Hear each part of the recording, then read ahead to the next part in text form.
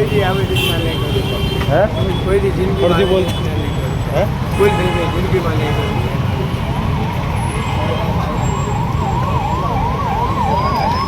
Junagadh petrol pump પર આતંક મચાવનાર આરોપીનું reconstruction કરાયું. બી ડિવિઝન પો. સ્ટે વિસ્તારમાં સામાન્ય તકરારમાં યુવક પર થયો હતો લોહિયાળ હુમલો. એલસીબી પોલીસ સ્ટેશનની બિલકુલ સામે આવેલા પેટ્રોલ પંપ પર બની ઘટના.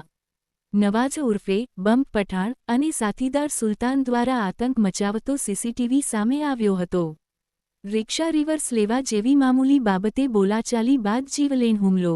પહેલા પ્લાસ્ટિકના પાઇપથી માર માર્યો, ત્યારબાદ એક્ટિવામાંથી છરી કાઢી માથા અને પગમાં ઝીંક્યા ઘા.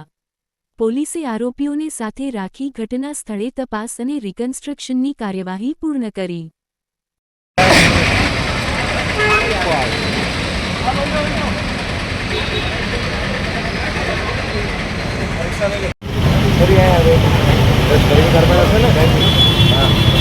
ક્યાં ગાડી પડી